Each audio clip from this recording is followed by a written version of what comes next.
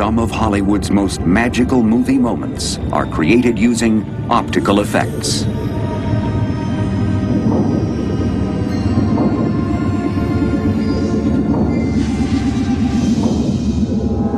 would be like that, right? Elements which could never be shot together are filmed separately and then combined seamlessly into a single image. Now in complete control! Almost every film ever made contains a number of optical effects, and sometimes that number is in the hundreds. Four-time Academy Award winner Ken Ralston is known as a modern-day master of optical illusions. Today, we'll catch up with Ken as he embarks on a new project at his longtime home, George Lucas's Industrial Light and Magic. We'll also find out how optical effects help make King Kong come alive. And we'll meet the legendary Linwood Dunn, whose optical printer changed the way films were made. Coming up, we unveil the secrets of Hollywood's optical magicians on Movie Magic.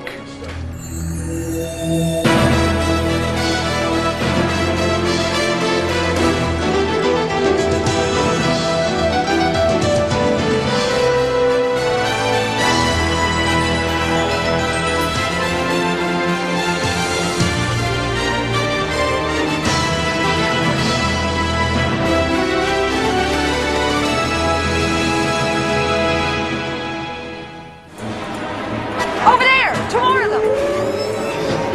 I see them! Wait, Leia! While there are many types of optical effects, one of the most widely used is the composite, which involves blending two or more pieces of film into a single image.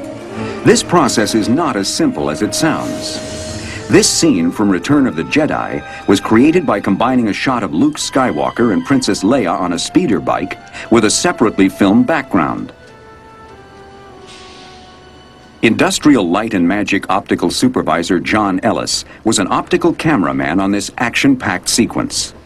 The background was shot with a camera mounted on a Steadicam, and the Steadicam allowed the operator to walk through the forest and not get the vibrations up and down of a person walking, and then taking a frame every few seconds speeds up the action. It makes it look like you're sailing through there at 150 miles an hour.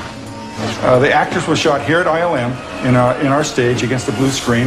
That allows us to make elements that would later be used in compositing the actors into the background that has been speeded up or up to real time at 24 frames a second. After the elements are shot, elements are brought into the optical department. We will composite them here on this optical printer. This printer is a special piece of equipment that was built by Industrial Light and Magic and was originally used on Empire Strikes Back. The printer consists of two projector heads which beam previously shot footage and a camera that re-photographs the images and combines them together one frame at a time. If we just simply double expose the two images, we'd have a ghost image, or you would see through the trees, you'd see through the speeder bikes. So we have to go through a matting process to hold the area where we want to put the people back in. The matting process that John utilizes involves three steps. First, he must imprint a silhouette of the speeder bikes called a holdout mat onto the tree background. Next, the blue background is removed from the speeder bike shot. Finally, the isolated speeder bikes are printed onto the background, replacing the silhouette and completing the shot. Compositing is really a great thing because you can put people in environments that don't exist. You can change the environment, you can make it faster or slower, you can make it day or night. There's an unlimited amount of things that you can do to manipulate how people are in space and time. One of Return of the Jedi's effects supervisors was Ken Ralston. After winning an Academy Award for Jedi, Ken went on to capture 3 more Oscars for Cocoon, Who Framed Roger Rabbit, and the effects-driven comedy Death Becomes Her. I have a background that I understand all the different effects that can be done. And it's just a matter of knowing what those can accomplish and what best benefits a particular shot. Ken started experimenting with optical effects as a teenager with his no-budget film, The Bounds of Imagination. The Bounds of Imagination was shot when I was 14 years old, on weekends and every spare moment we had. It was all 8mm, and essentially it started off with a friend, Glenn Anderson, and myself, just wanting to do some kind of a project that encompassed a lot of different effects work. But we flipped a coin to see who would be in the show. Unfortunately, I won the toss, or lost the toss, so I had to be in it. So we were just going crazy. We had all these split screens in it and double exposures. We had to run off into the closet, back the film up by hand, and started at the first part of each roll, and then time back to where we thought our split screens would take place. In the early 1970s, just out of high school, Ken worked on television commercials for Cascade Pictures. While helping create these effect scenes, he met an effects artist named Dennis Murin, who soon moved on to work with George Lucas. After a while, Dennis got some script for some obscure film called Star Wars, and they wanted him to work on it. And we were reading the script, and we were just laughing because we would all want to write the same kind of science fiction script, but who would make something so big? Dennis brought me on as a camera assistant. We had no idea what Star Wars would turn into. It floored us. It was absolutely the greatest experience. Following the success of Star Wars, Ken worked as an effects cameraman on The Empire Strikes Back. 3 years later, he rose to the rank of effects supervisor on The Return of the Jedi. By this time, George Lucas had firmly established his preeminent special effects company, Industrial Light and Magic, or ILM.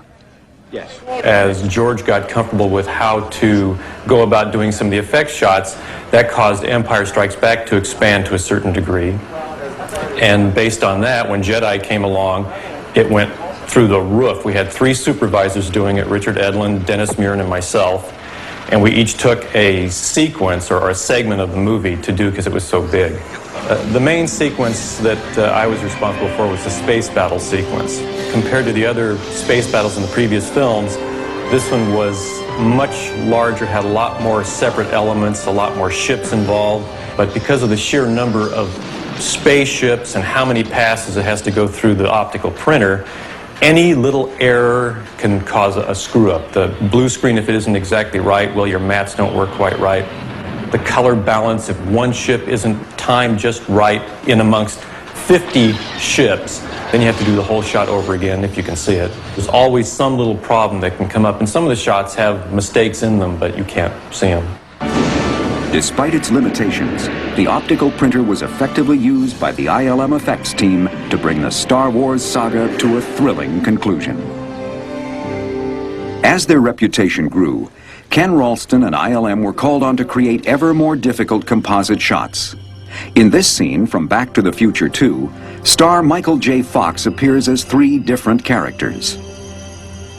To achieve this effect, Fox would perform as one character, have his makeup changed, and then perform another role on the same set. The 3 performances were then combined together and printed onto a single piece of film.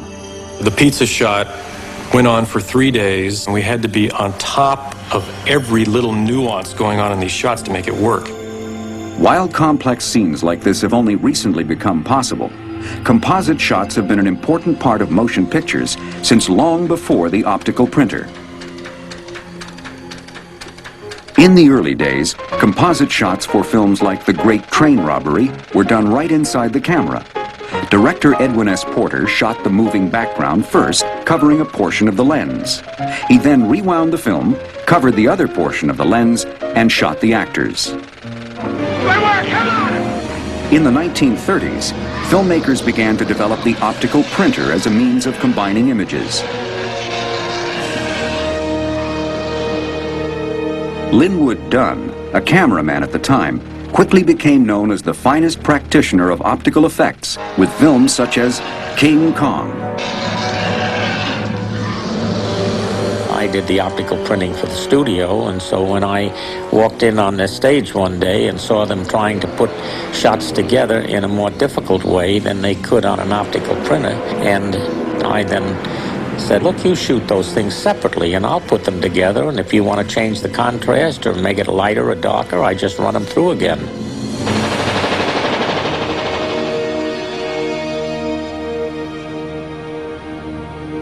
5 years later, in 1938, Dunn was presented with an especially difficult optical challenge.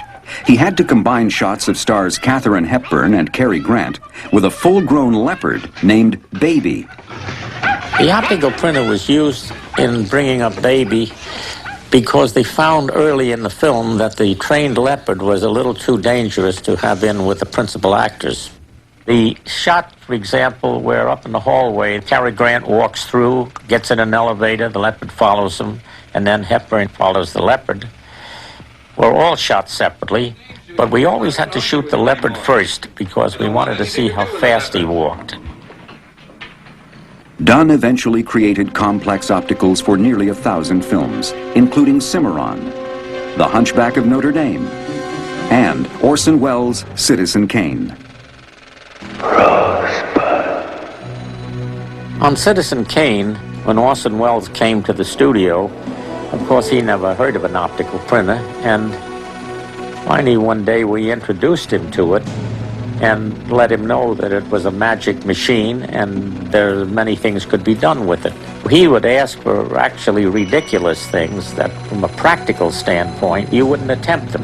And I would say, no, you can't, it isn't practical to do. And he'd say to me, is it impossible? And I'd say, nothing's impossible, it's just a matter of time and money. So I got into a realm in optical printing that I never had before. And in most all cases, it came out successfully.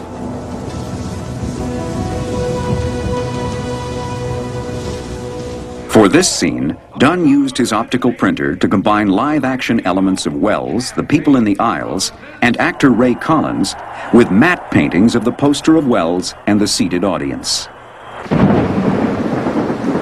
One of the more interesting shots recreated in post-production was the one where the camera went up the side of the building in the storm, over the roof, and through the skylight down into the nightclub.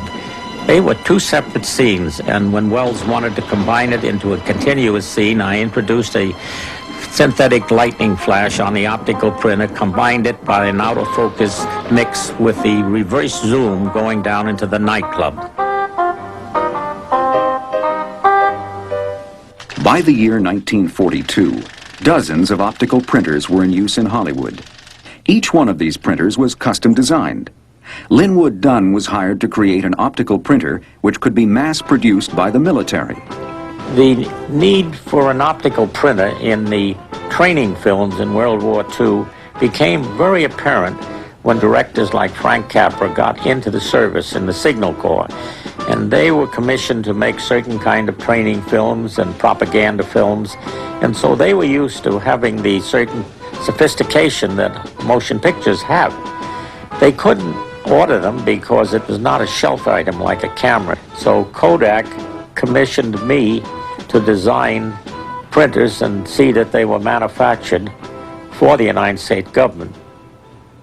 The Acme Dunn optical printer quickly became the standard, and Dunn was honored with an Academy Technical Achievement Award, which was upgraded to an Oscar in 1981. I believe I've been very lucky in my career because it covered a good many years from the silent days through sound and into all this new technology. But I think the most rewarding part of it is the number of wonderful people that I've worked with. I loved what I did, and I have the benefit of tremendous satisfaction because I can look on the screen today and see things I did. And well, we can have the eyes move, the hands. If you extended this shirt out to here a little bit more, then we could then puppeteer, make the, do all the joints inside the clothes so it doesn't look bad. That's a great idea. Like Linwood Dunn, Ken Ralston is an effects artist who specializes in compositing multiple images into a single eye-catching shot. His Academy Award-winning work in Death Becomes Her utilized his background in optical effects, along with cutting-edge digital technology. The whole shots in Goldie Hawn, the ones that seem to need the computer graphics the most are the real beauty shots, the close-ups where you really see the texture inside the hole, even though it's a subtle effect. This experience with digital technology is becoming increasingly necessary for effect shots that are ever more complex. It might be nicer to get more happening in here so we could do more, bend his arm a little bit more. So it's not just such a stiff feeling like that. Out of all the puppets we have, this one has the potential to do a little more movement than some of them do. Today, Ken is starting work on a big-budget television commercial about a toy army that attacks a refrigerator filled with Perrier's sparkling water. This will require several live-action elements, such as animated dolls, a bicycle, and a toy car. These elements will be integrated with toy soldiers created as computer-generated imagery, or CGI. This will require some elaborate compositing techniques. Ken first meets with producer Clint Goldman and production designer Harley Jessup to plan how the effects will be executed. The bicyclists will be blue screen rod puppets. I was going to say, do you think it would help at all to shoot the bicycle in the actual shot instead of shooting it against blue screen? I would love to shoot it in the set, but the sets will have to make the bicyclists larger scale than the set just to get the rod puppets to work. So we'll have to shoot on blue screen and mat them in later. It's great working with Ken. One, because it's fun. He's really funny. The other is that technically he knows what he's doing. Any image is possible to get with him, and it just makes it, for an art director, really exciting. After looking over the storyboards, Ken works with ILM model makers to produce the collection of toys which will be brought to life. Have him be more active, like he's sitting here and then he runs back here and he sneaks out here and he runs in and he sneaks out here and he's just kind of trying to get a peek through all this stuff. Ken engages model maker Richard Miller to produce another of the show's characters, a mechanical antique doll. The doll's design is based on a series of concept drawings. She's also going to be in the last shot in the commercial, and Richard's sculpting her up, the mechanical puppet to be used, so, out of modeling clay, and then cast it in. Fiberglass shell, so you can put the mechanics in the inside. The eyes will move. This is a radio-controlled eye mechanism for our doll's eye movement. What happens is this transmitter will send a signal to this little motor, and the motor turns the arm, which in turn rotates these eyes right and left. So what this means is we don't have to have rods or anything going into the head. We can just, by way of moving these joysticks on the transmitter here, we can have control over that. The doll will ride in a model Citroen fabricated by veteran ILM model maker Ira Keeler. Like it's a chrome-plated tin on the toy. Mm-hmm. Because that's fine. It's the more toy-like, the better.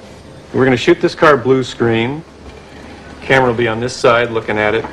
It'll have a nice chassis bounce to it, so it looks like it's having some trouble. This doll will drive the Citroen. His head and arms will move in the shot. His arms are flexible, so the wheel actually does the work, so it looks like he's steering. And the head will be rod puppeted to do a little turning. He doesn't do much action. Another important model is a Tour de France bicycle. This doesn't look finished because we're deliberately making it look rough and like a lead sculpture here. Once complete, the car, bicycle, and dolls are filmed in front of a blue screen. The blue screen will later be replaced with the background shot. But for this composite, a computer will be used to combine the elements instead of an optical printer.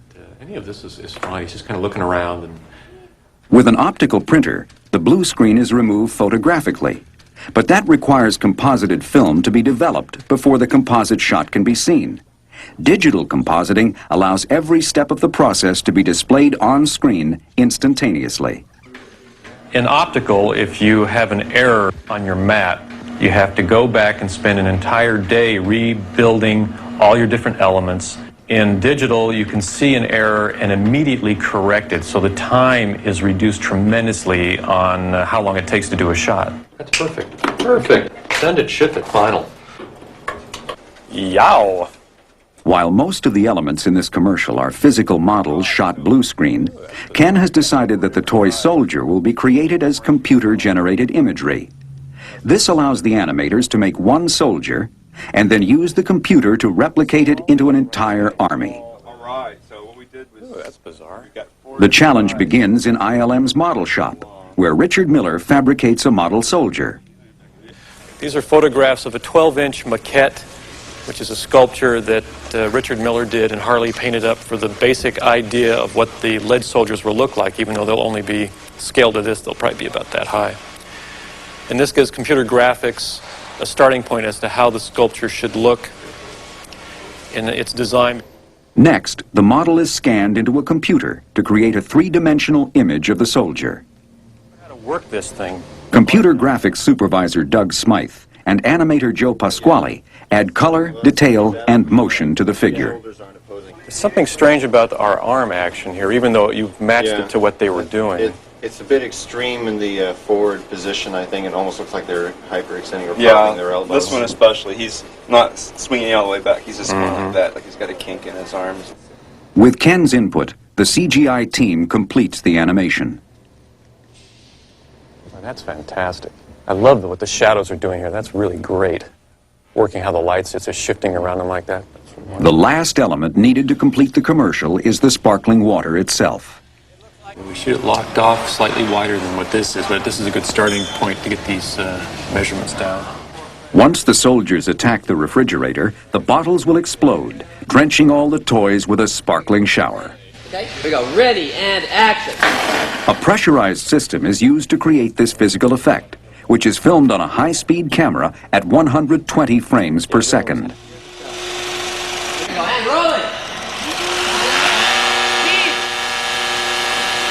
When the film is slowed down to 24 frames per second, the blast of water will appear slow enough for the scene. That wasn't bad. That was real nice. Good. And at 120, we got plenty to use. Yeah. Finally, all of the CGI and live-action elements are combined together digitally. This involves transferring all of the isolated elements onto computer and then matting each element onto the background.